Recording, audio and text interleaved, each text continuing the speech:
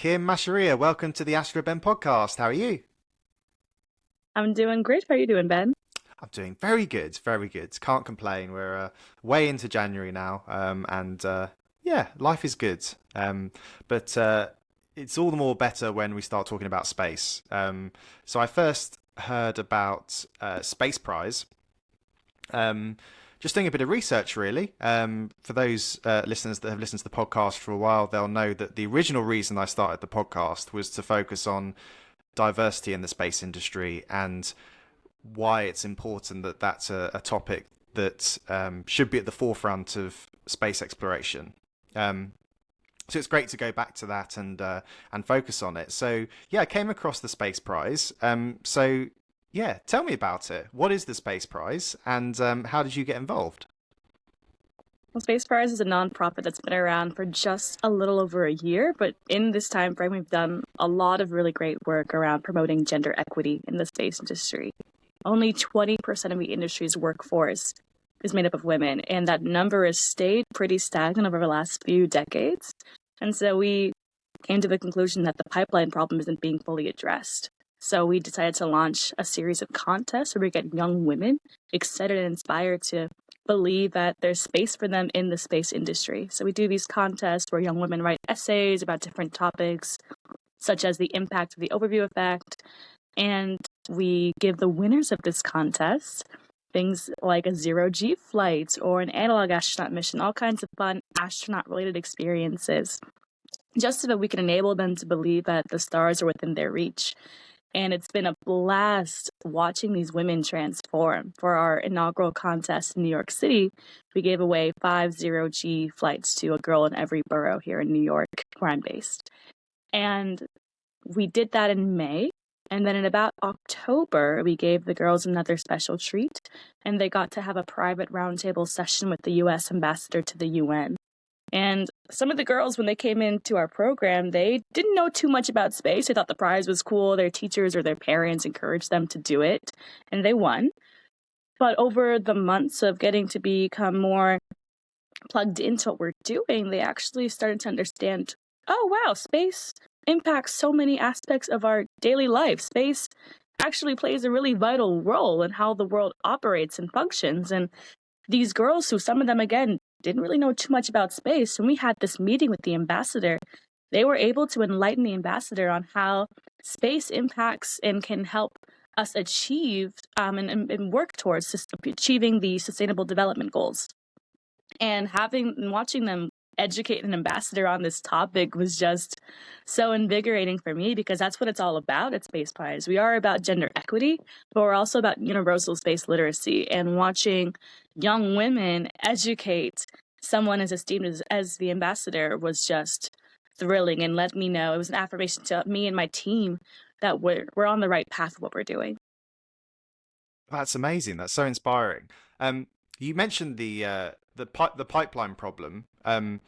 So are you talking about in the sort of school systems where as young people grow up, there's a sort of drop off effect as people get older, that if there isn't uh, enough opportunity for people of all genders to study space, there's sort of a drop off of women. Is that part of what you're trying to change? Exactly. Exactly. It's middle school, high school. That's a lot of where we spend our time and energy on. So we are doing the contest to tackle this aspect of the pipeline problem, where you kind of get that inspiration element injected into things.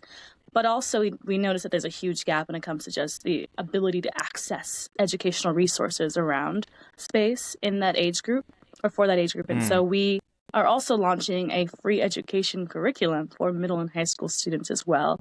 And we're partnering with organizations globally to distribute that curriculum to students so that they, at minimum, can have the knowledge that will enable them to make a decision properly as to whether or not space is or is not for them.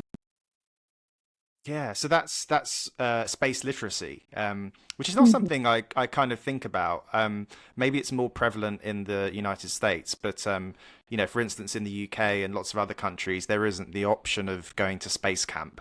So what would you say is space literacy? Is it just is it the importance of STEM subjects or STEAM subjects and understanding that to be in the space industry is not just astronauts? What is the goal of space literacy? The goal of space literacy, I would say, is to enable people around the world to be able to use space as a tool to enhance life here on Earth. Most people have no idea that space has connections to efforts such as disaster relief, sustainability, infrastructure development, healthcare, beauty, countless industries. Industries that, again, touch all kind of aspects of our lives. And industries that, no matter where you are in the world, you're touching, and that benefits and that leverage space. And so a big part of that is empowering people to know what space is doing so that they can use space for their own benefit in their own creative ways, right? It's impossible for you to be able to leverage a tool that you're unaware of. And if space is already impacting so many aspects of our daily lives now, what's that going to look like 10, 20 years from now? And furthermore, if we're not getting more people plugged into the industry right now, what are the gaps in how the tools are used? How will people be more, what wider inequalities will exist because people weren't involved in the foundation of this very young, malleable industry sector right now? And so that's something that's really important to me because I want people to be able to wield the tool of space in their own unique ways that are relevant to the needs of their environment. And I think that education component is so essential, especially right now. Yeah, it is everything. And as part of that mission for space literacy, you also you work with space education. Is that a separate company to the Space Prize? How does that kind of interface? Is it a separate non-profit? No, it's all part of Space Prize, but our space education work, that is a bit more universal in the sense that we want teachers of all genders, students of all genders to be able to utilize it, but we are prioritizing our distribution efforts to groups and entities that work with young women especially. And I noticed on one of the aims as well is to have a telescope in every school in the world, which I think is a really aspirational goal. How's that going? How many telescopes have you got out there? Well, we got our first telescope. We got Unistellar to donate a telescope to a school in Paris that we partnered with over in September. So we did our second contest in Paris, which was fantastic. And we chose Paris because the International Astronautical Congress takes place in a different country every year. And this past year it took place in Paris. And we really wanted to showcase to the global space community the impacts of contests like this. We actually announced the winner of that contest at IAC this past year. And then we gave a telescope away to the winner's school, which was lovely. And so That's this year we fantastic. definitely intend to ramp up our efforts and get more of these telescopes, these very high quality telescopes, into the hands of more students around the globe. So we're kicking things up this year when it comes to that effort. That's so cool. That's really good. And then going back to the prize itself. So as well as these zero G opportunities, what are the other prizes? Is the ultimate goal to send someone or people to space? Well, the other prizes, we've given a lot of fun things away to our girls who participate in our contest. For instance, everyone gets mentorship. Our finalists and our winners get a year of mentorship through the program. And additionally, we've also given a few perks to some of like our New York City girls, where we've given them trips to space camp, like a leadership camp there. We got to put all of their faces on a billboard in Times Square for a week, which was crazy to do. With our Paris contest, we gave away an internship opportunity as well as a mentorship and a zero-G flight. And so we are working to get a bit more inventive with the different additional perks we give away. And one thing we're really striving towards this year to organize for a couple of our upcoming contests that we'll hopefully be announcing soon are analog astronaut missions, because we want the girls to get to have this wonderful hands-on experience of getting to feel like, they're working on Mars or working on the moon. And furthermore, depending on the countries that we ultimately reaching out to this next year, not everyone has a zero-G flight, very accessible to their region. And so we want to be able to offer a variety of experiences that enable people to feel like they can connect to the world of space, but also bring things a bit closer to home. We don't want people to feel like you have to go to America, you have to go to the UK or wherever in Europe in order to work in space. We want people to feel empowered to do it in their own backyard.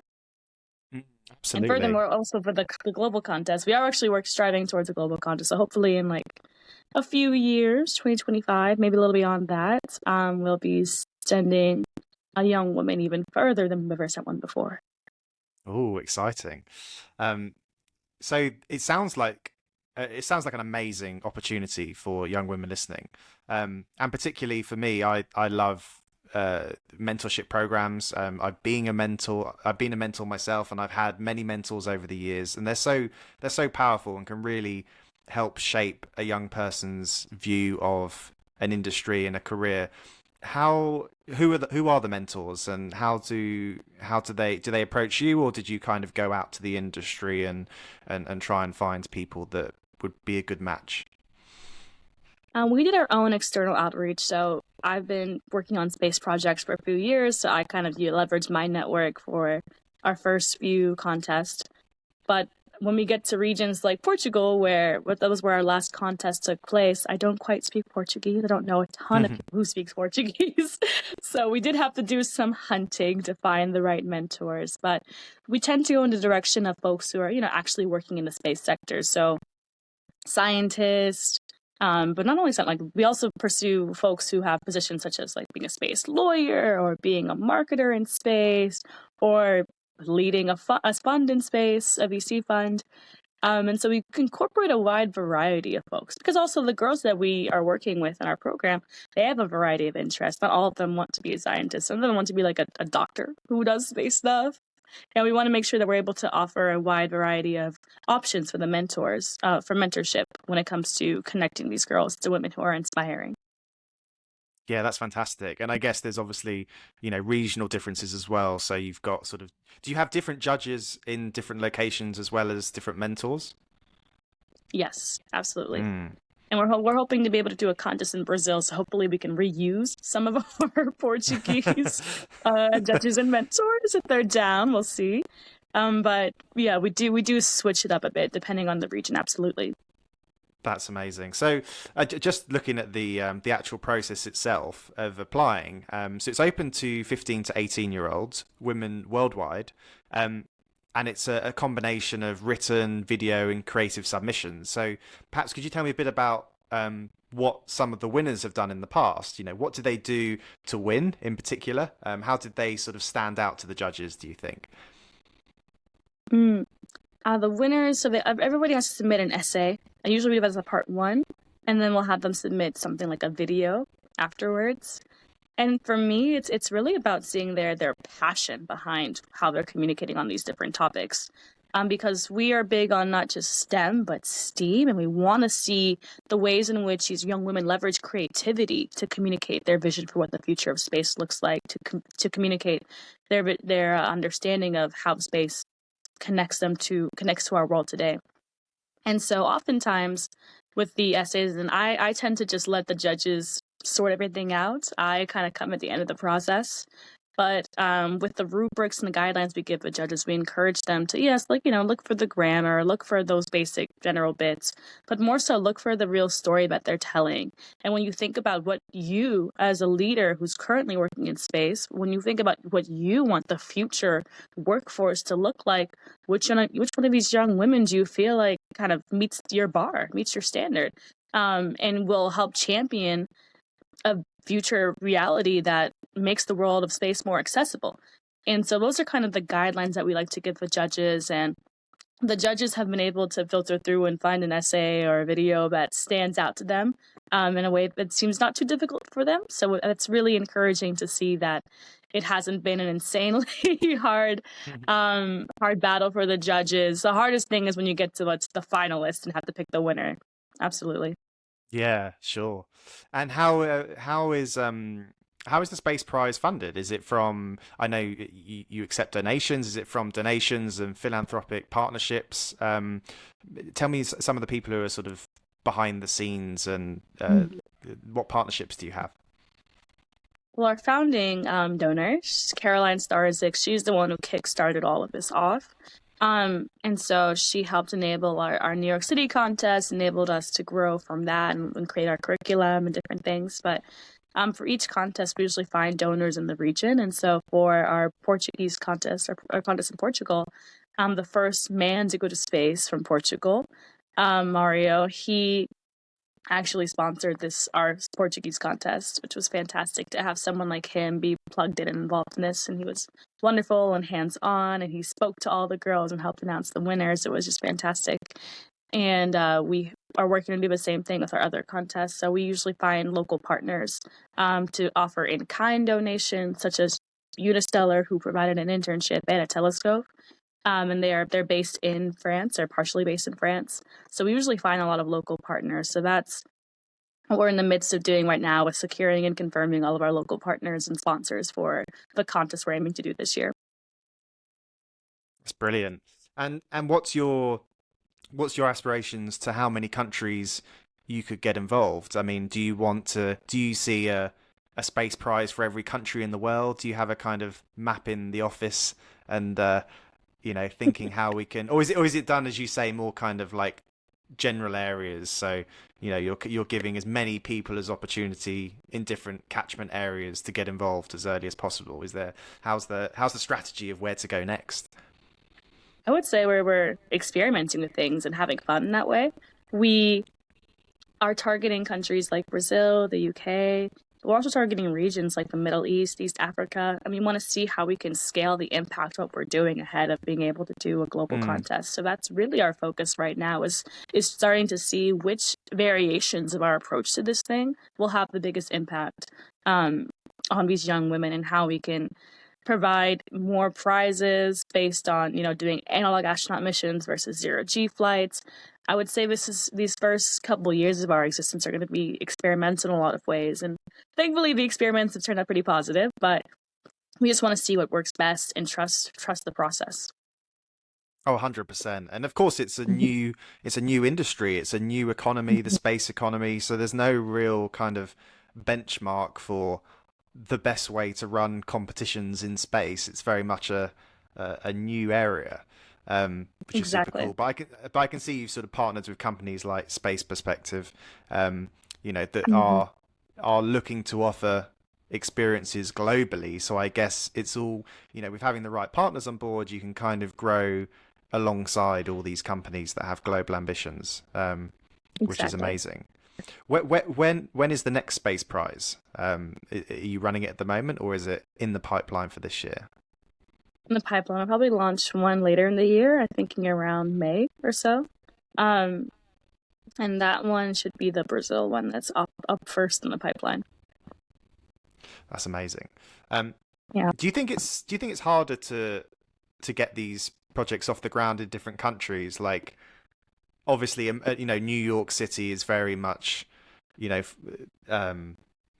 first of all, there's a lot of people who are sort of aware of the space industry anyway. But what are the different challenges, apart from the sort of language challenges and cultural challenges? Going to somewhere like Brazil, do you see it as a more complex challenge to get off the ground, or is it what are the differences? I mean, it's where the partnerships come in. We try and not just partner with space organizations, we also just partner with general education organizations that have that reach and that have the built-in trust with their community, with the area. And so that's our approach for instance, for Brazil. The Brazilian Space Agency has extensive connections to different educational partners across the country who can get information about this contest into the hands of students and such. So that's something that we prioritize, is leveraging people who are already there. And furthermore, having a local representative work with us during each contest, which has been not too hard to do, because the second we start asking around for a young woman who wants to collaborate with us, people start sending us fantastic submissions of women who want to help spearhead the execution of the contest in their country. And so that's another big approach that we take to, because there's some cultural things that I miss out on. I'm not Brazilian. I'd rather empower a local woman to be able to facilitate the contest in a way that makes sense for the country and their cultural norms, rather than me usurping that and just throwing in my own perspective onto things. We make it so that we're doing this in a truly collaborative way from beginning to end. It sounds like it. That's fantastic. Just talking about, people taking on the responsibility of launching the competition in their countries. Um, what role does science communication have in getting this off the ground and inspiring the next generation? I've chatted to a few female science communicators on the podcast, and I think there's definitely a lot more than there used to be. I mean, if you go back sort of Mhm. 20, 30 years ago, there were basically none, and now there's lots of people that do it as a career, and it's hard to know, but it seems like they are inspiring a huge amount of people. They're sort of making science and making space cool. Um, what's your take on that? Have you sort of noticed that, and what's the power of social media for the space prize? Mhm. No, I've definitely noticed the uptick in female science communicators, and I think it's spectacular. I think that I'm seeing another layer of empathy being added to the way in which they communicate their science or their area of space. And I think that's really vital to making it seem relatable and accessible. Is the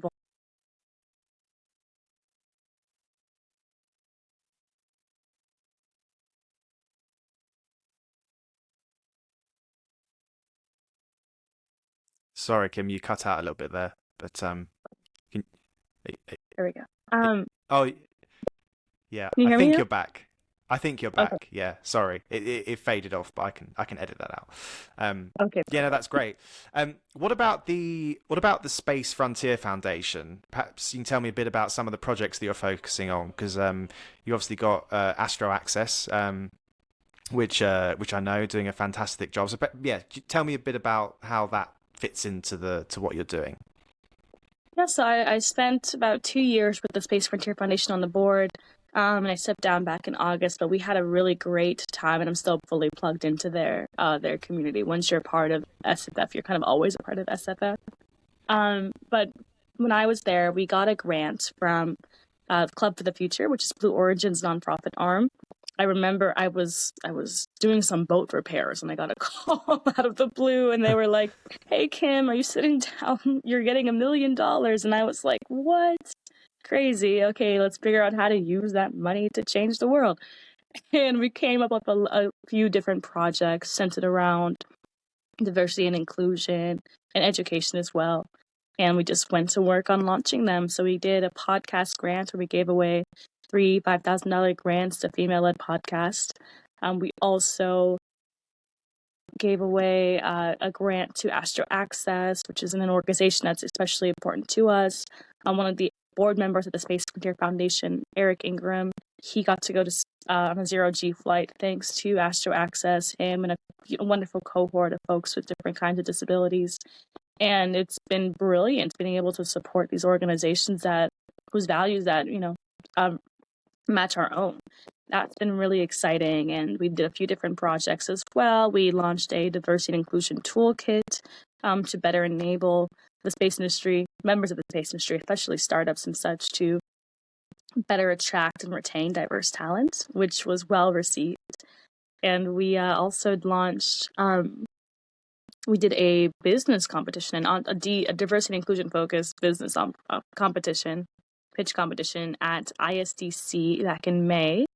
And we brought in students from around the country, and we brought in leaders who are working to educate companies on how to be more inclusive. And so we had these leaders come out and speak to students so that they're thinking about ways to make their organizations that they create more inclusive from the very beginning. And it was really brilliant being able to touch on the DEI issue from so many different lenses and using the different perspectives that each of these projects and relevant project leaders would bring.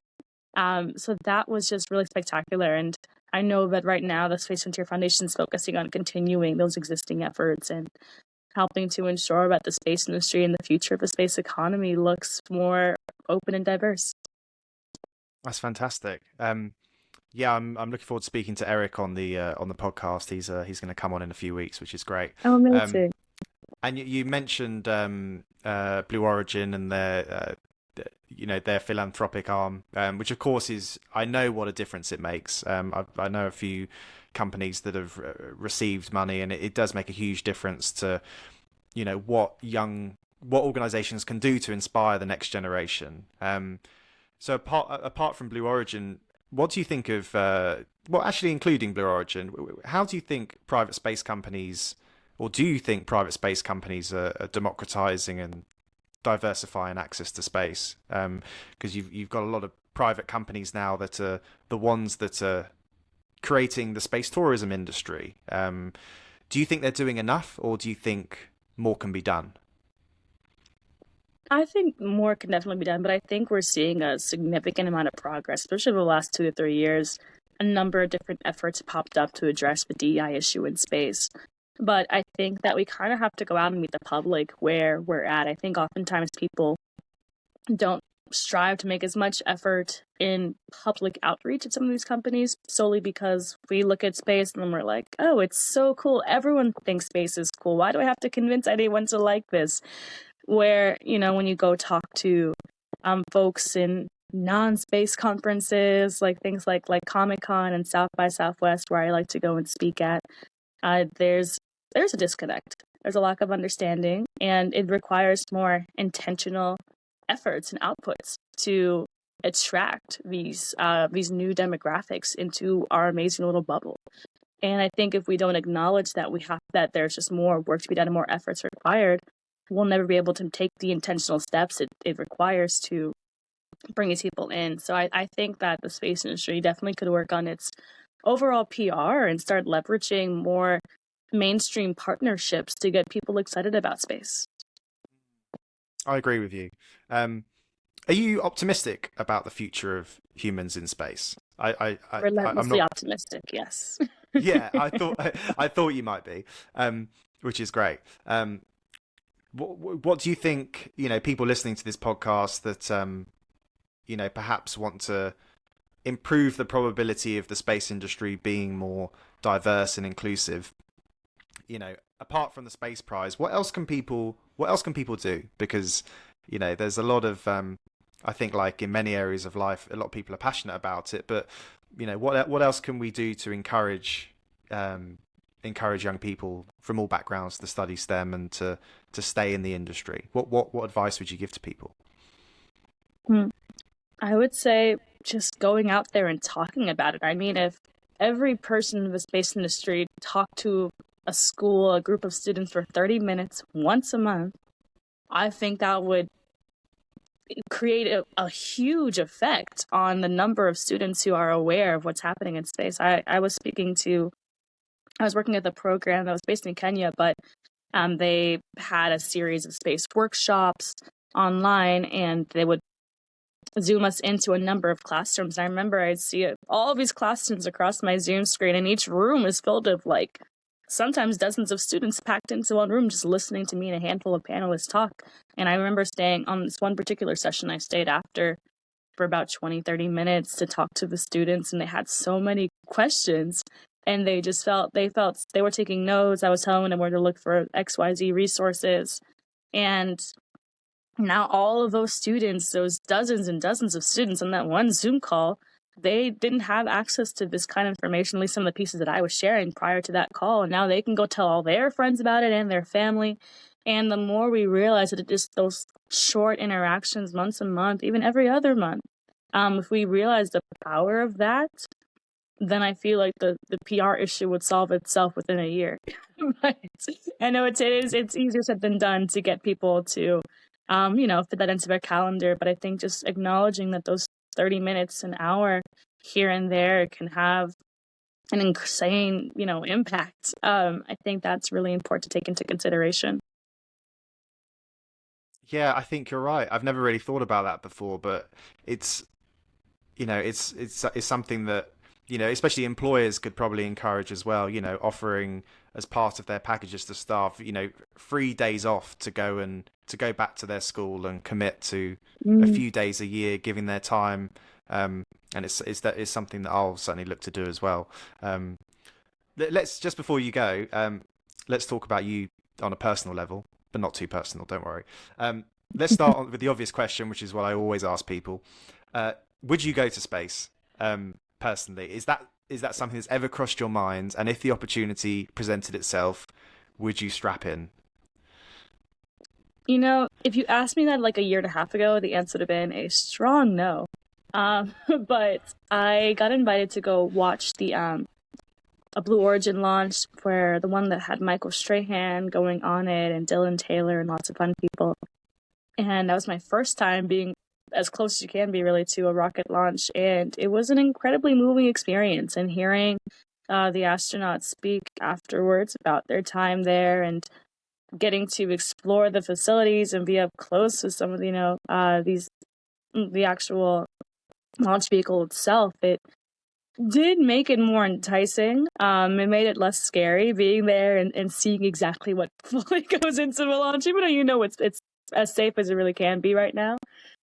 Being there and talking to all of the folks behind the team, it made me feel inspired. It made me feel like, oh well, I'm not hunting for an opportunity to hop on a rocket, but if an opportunity presented itself, I'd be very open. That's fantastic. Well, look, it's been great to chat to you, and thank you so much for what you do for the Space Prize. I will put all the details in the show notes of how people can get involved, and yeah, we must get you back on at some point in the future, and you can tell me all the young women that you've got into low Earth orbit and beyond. Can't wait. Thank you, Ben.